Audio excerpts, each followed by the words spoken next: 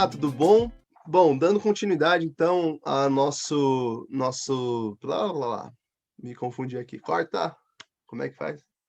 Põe o celular É aqui isso atrás. mesmo, tá tudo bem. Olá, tudo bom? Dando continuidade então ao nosso treinamento de identificando projetos na comunidade. Esse é o módulo 2. A gente vai tratar agora um pouquinho sobre a identificação das necessidades na comunidade.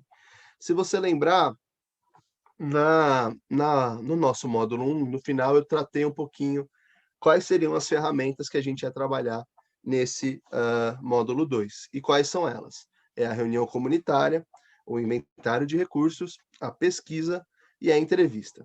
Eu peguei todo esse material de um material do próprio Rotary, ou do Rotary, que é ferramentas para identificar as necessidades da comunidade, recursos para projetos rotários. Esse material está disponível no site do Rotary, ou se você jogar no Google esse nome que está aí, você acha ele facilmente em PDF.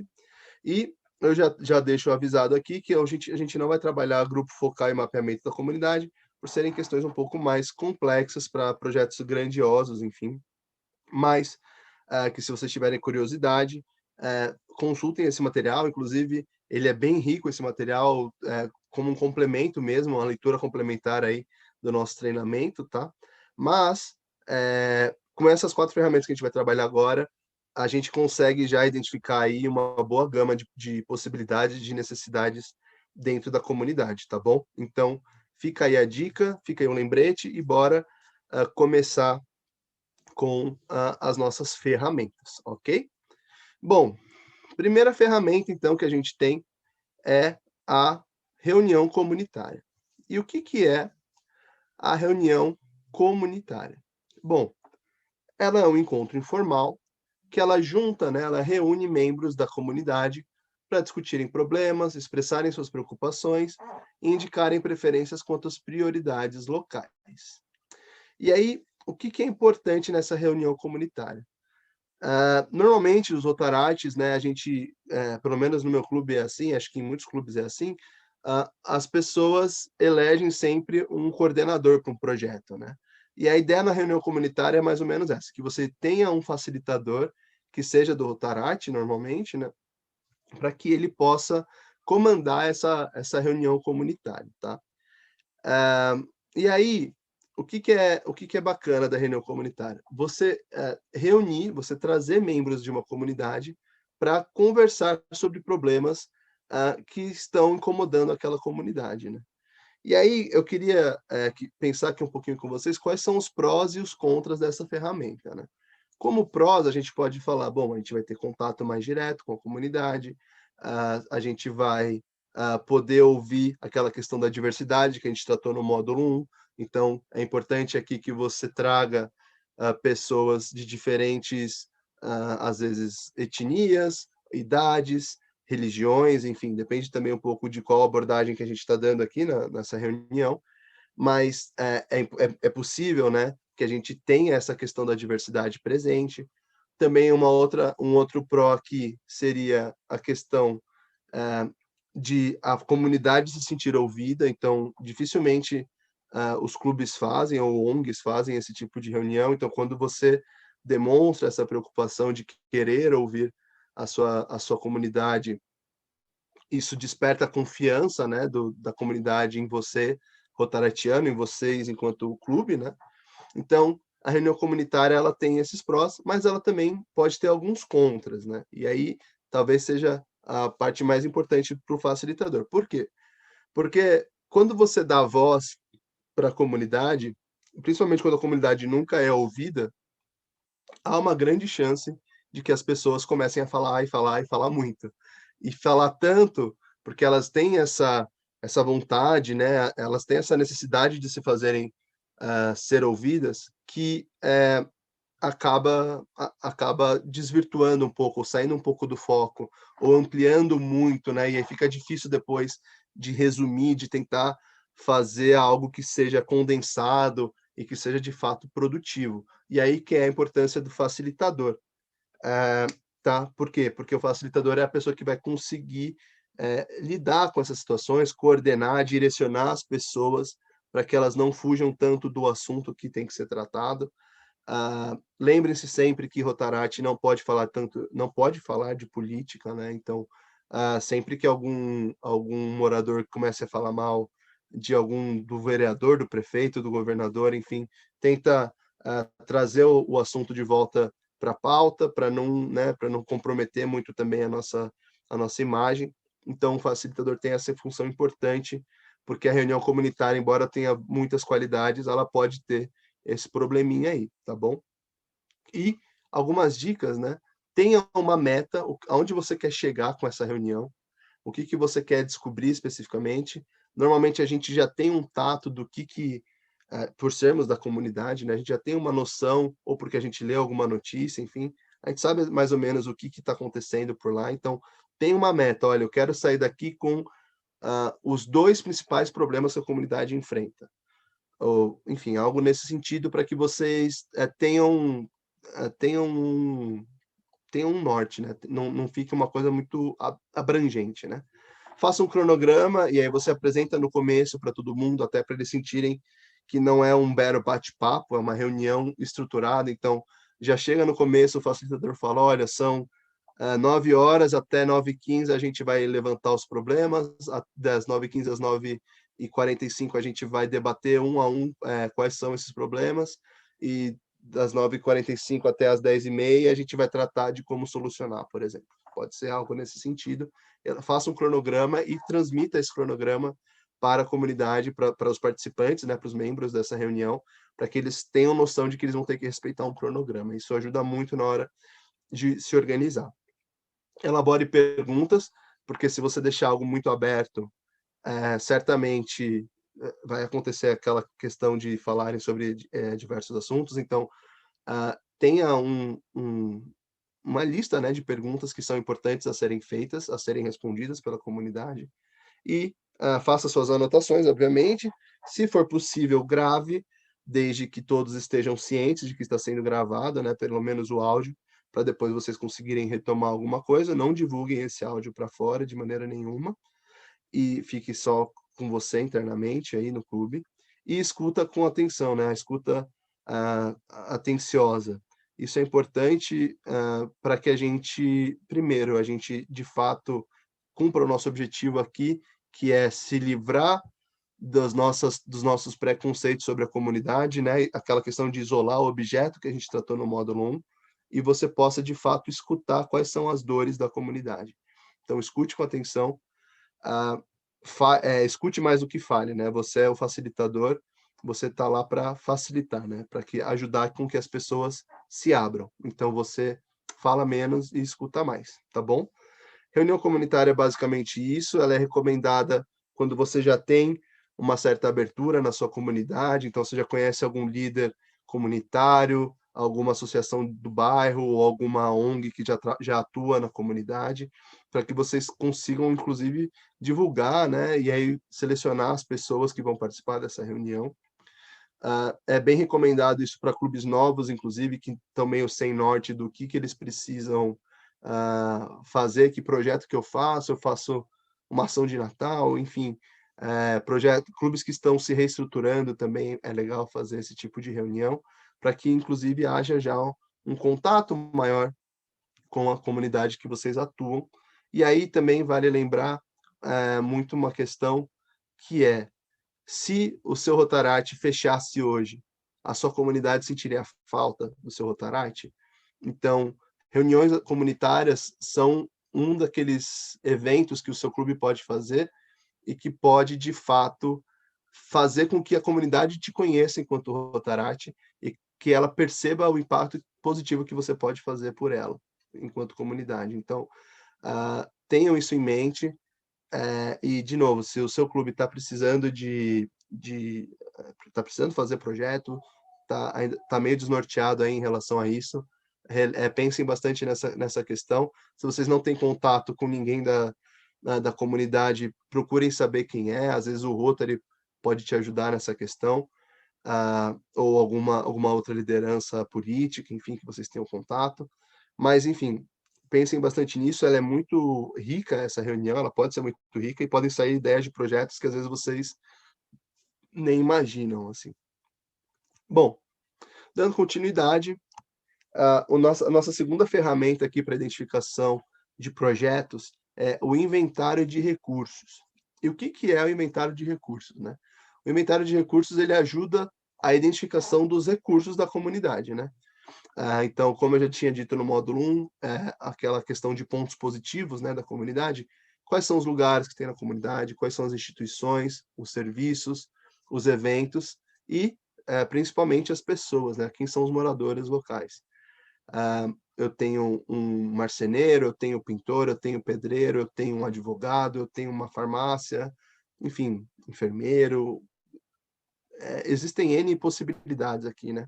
Depende muito também do projeto que você quer fazer. Para cada uma dessas profissões já me vem à cabeça aqui alguns projetos que poderiam ser feitos, né? E também o inventário trata-se de identificar como usar esses recursos para causar um impacto positivo, né? E aí aqui são algumas perguntas que você pode se fazer e fazer para a comunidade, fazer para o líder comunitário, às vezes inclusive fazer lá naquela reunião que a gente falou agora há pouco, né, na reunião com a comunidade, né. E o que então, algumas perguntas aqui: o que há de especial na sua comunidade? Que produtos são feitos localmente? Às vezes tem uma confeitaria, uma padaria tradicional, uma rotisserie que faz massas, enfim. O que produtos são feitos localmente? Vocês perceberam que eu só falei de comida aqui, mas pode ser roupa, pode ser, enfim, qualquer outro utensílio que eu ainda não jantei, tá bom, gente? Eh, que eventos são realizados na comunidade? Às vezes tem feiras, às vezes na escola local tem algum evento que é realizado anualmente ou semestralmente, enfim, N eventos que podem acontecer. Quando e onde as pessoas se reúnem e o que elas fazem juntas. Então, assim, pô, aqui no na minha comunidade, depois da missa, todo mundo se reúne na praça, ou no sábado à tarde está todo mundo jogando bola. Enfim, onde as pessoas estão se reunindo, né? Os idosos estão jogando xadrez, estão jogando dominó na praça, enfim, todos esses estereótipos aí que podem acontecer e que de fato acontecem, né? Mas é importante saber o que que as pessoas fazem juntas, o que que elas gostam de fazer. E aí, o que que é por que que o inventário de recursos ele é relevante? Porque às vezes a gente,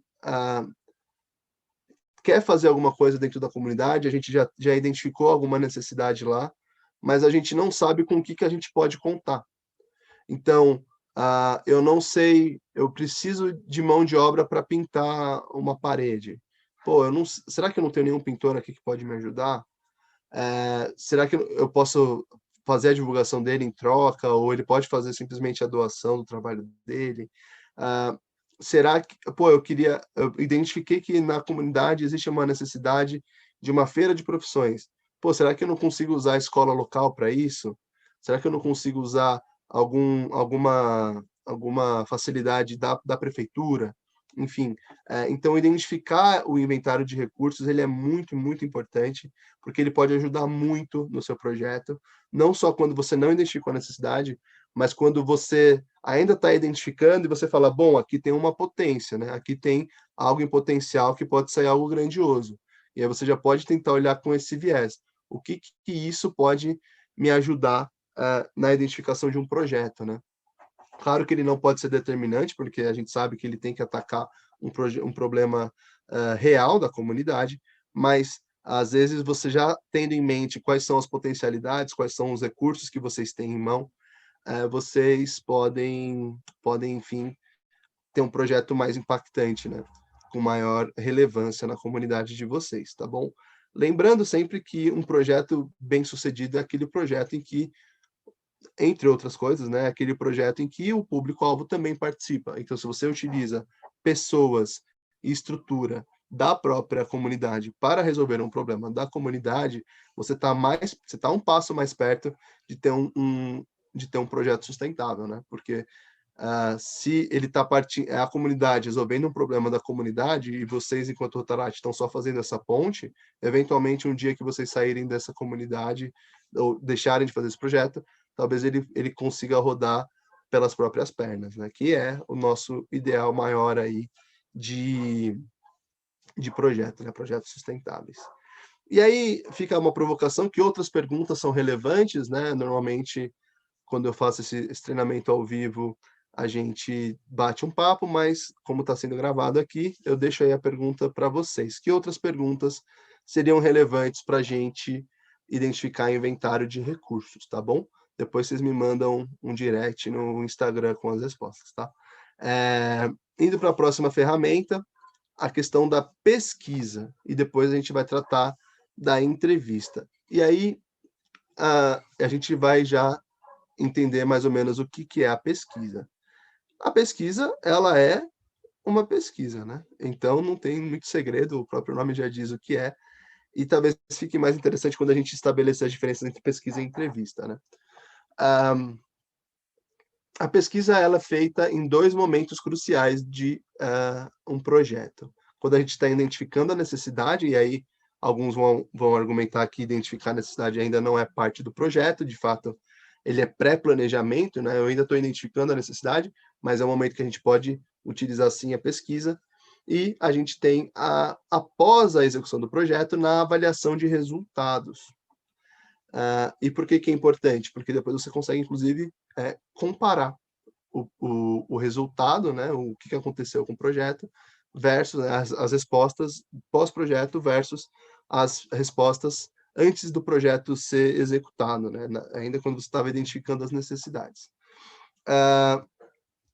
E é sempre importante, então, na pesquisa, você explicar o porquê você está fazendo a pesquisa, porque você vai abordar as pessoas, seja na rua, seja por um link de Forms ou qualquer outra plataforma que você use. É sempre importante explicar o porquê você está fazendo a pesquisa, então você coloca lá naquele textinho inicial, essa é uma pesquisa feita pelo Rotaract, visando identificar necessidades da comunidade tal, relacionadas a tal problema, ou se vocês ainda não têm muita noção, pode ser algo mais abrangente, né? Vocês podem, inclusive, repetir alguma das perguntas aqui do inventário de recursos, mas é legal que vocês também tragam outras perguntas direcionadas para aquilo que vocês querem saber. A pesquisa, ela não pode ser algo demorado, ela tem que ser algo breve e simples, porque o princípio da pesquisa é que você tenha o maior número de respostas possíveis. Então, e é isso uma das grandes diferenças em relação à entrevista, tá? A pesquisa ela é abrangente. Se mesmo que ela seja para um único grupo, eu quero só uma pesquisa com as mulheres da comunidade, ou só com os idosos da comunidade. Ainda assim, ela tem que ser abrangente, ela tem que ter um grande número de respondentes para que você tenha certeza, tenha, né, um mínimo de parâmetros estatísticos aí, para saber se de fato a sua pesquisa é relevante, né? De fato, as respostas que estão ali, elas refletem de fato a opinião geral da comunidade, né? Então, a pesquisa ela tem que ser breve e simples para que as pessoas não se desestimulem no meio, parem de responder, porque está na questão 1 de 80. Então, sejam breves, sejam simples, não influencie respostas, isso é muito importante. É muito comum a gente falar assim, você concorda com o fato de que as ruas da sua comunidade são esburacadas? É muito mais fácil a pessoa se relacionar com essa pergunta e falar assim, não, realmente, né? Até que tem bastante buraco aqui.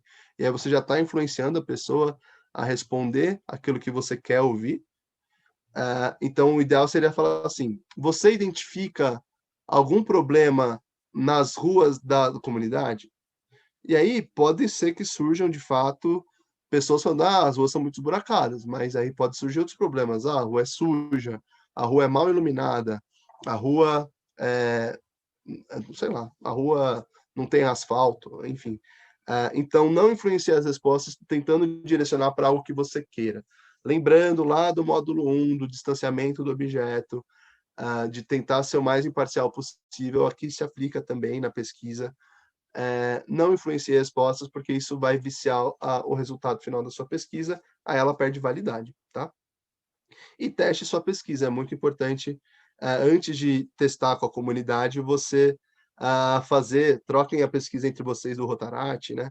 Vejam se está tudo certo, se não tem pergunta repetida, se não tem pergunta faltando alternativa, ou se tem alguma alternativa que poderia ser melhor redigida. Testa com seu pai, com sua mãe, com seu irmão, com seu primo, para ver se está faltando alguma coisa. Pergunta para essas pessoas que você está testando: você acha que a gente podia ter te perguntado alguma coisa que não foi perguntada? Inclusive, você pode manter essa pergunta para a comunidade, porque aí você pode aprimorar, inclusive, a sua pesquisa para um próximo projeto, tá? Então, a pesquisa é isso, ela tem esse viés mais amplo, um viés de trazer o maior número de respondentes possível. Se for amplo e geral para todo mundo da comunidade, lembrem-se de, na pesquisa, colocar lá a identificação de gênero, de idade, a raça, a religião, enfim, qualquer outra designação que você ache que seja relevante na hora de dividir. Então, as mulheres acima de 60 anos reclamam disso. Os jovens, os jovens negros dessa comunidade reclamam daquilo. Então, dependendo daquilo que você está abordando, tenta sempre coletar esses dados antes para que fique ainda mais rica a sua análise de dados depois, tá bom? E a nossa última ferramenta é a entrevista. A entrevista, ela é uma conversa individual. Ela não é simplesmente uma pergunta e resposta. Então, qual que é a grande diferença aqui da entrevista para a pesquisa? A entrevista você vai fazer com poucas pessoas, mas ela vai ser mais aprofundada. Então, se você lembrar, por exemplo, de como é feito o cadastro de projetos, a gente tem lá os resultados quantitativos e os qualitativos. E aí, se a gente fosse fazer um paralelo, a pesquisa, ela te traz resultados quantitativos, né? Ela te traz quantidade, né? Número de respostas. E na entrevista, não. A entrevista já é uma pessoa mais qualificada, entre aspas, né? Mas é uma pessoa que você escolheu a dedo, digamos assim, para que ela te dê mais profundidade, né? Para que ela te dê mais qualidade, te dê resultados qualitativos. Então, nessa conversa individual, é importante que você selecione aí pessoas que sejam relevantes de alguma maneira na comunidade, não relevância política nem nada, mas assim, pessoas que sejam representativas de um grupo, né? Então eu vou falar enfim, com aquele líder local que a gente falou, né? O líder da associação de bairro, eu vou falar com os líderes religiosos, eu vou falar com o presidente de sei lá, de um sindicato, ou eu vou falar com a pessoa que está há mais tempo naquela comunidade, ou eu vou falar com a pessoa que foi mais impactada por, sei lá, por uma enchente, ou por algum problema que tenha acontecido na sua comunidade, enfim. Selecione essas pessoas de acordo com o que vocês já levantaram, talvez com a pesquisa, talvez já tenham levantado lá na reunião da comunidade, ou mesmo levantado lá no nosso inventário, né, de recursos. Então, você já sabe quem são as pessoas que podem trazer opiniões mais relevantes. E aí você prepara um roteirinho, prepara as perguntas que você quer fazer, mas tem a liberdade de fugir, né? Dependendo do que a pessoa fala, você vai direcionando, vai tentando extrair mais informações. A entrevista ela tem mais liberdade de você enfim, desenrolando um assunto. Você percebe que a pessoa às vezes hesita em falar de alguma coisa. Se você se sentir confortável, você pode cutucar. Ela fala: Não, me conta mais um pouco sobre isso, o que está acontecendo, enfim. Então, é importante na entrevista também ter aquela questão da escuta atenta, né? Seja um bom ouvinte e sempre, é claro, tome notas de tudo que está sendo dito. Se for autorizado pelo entrevistado, grave. E aí, tanto na entrevista quanto na reunião, é importante que todo mundo concorde por áudio com a gravação. Então, já avisa, né? Ó, estamos gravando aqui a entrevista com fulano, que é presidente da associação de bairro. Boa tarde, fulano, tal, tal, tal. E aí já fica ciente que a pessoa ouviu o que você falou, então ela está ciente, tá? Aliás, você pode inclusive falar, né? A gente está gravando essa entrevista e tal, para a pessoa ter essa ciência enfim, claro que, de novo, não é para divulgar para lugar nenhum essa entrevista. Se for o caso, vocês quiserem divulgar, peçam autorização escrita da pessoa, já aqui já é o meu lado advogado falando. Mas, enfim, tome nota de tudo, se possível gravar melhor ainda, e é isso, né? Seja um bom ouvinte, prepare as perguntas e, enfim, desenvolva a conversa, faz um bate-papo com a pessoa, faz ela se sentir confortável para você extrair o maior número de informações possível. E aí, por que é legal a entrevista? Porque a entrevista, como eu disse, ela é qualitativa.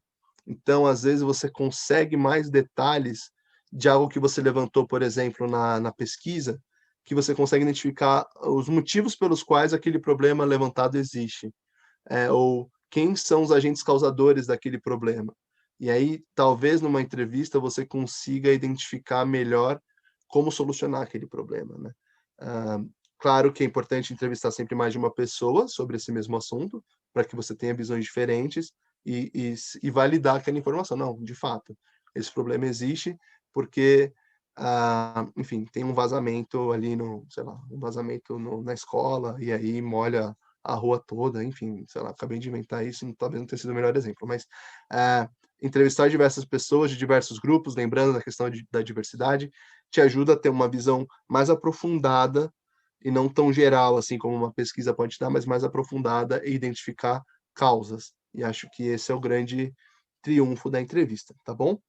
Gente, esse foi o final do módulo 2 do nossa palestra aí, do nosso treinamento. A gente se vê no módulo 3. Um abraço.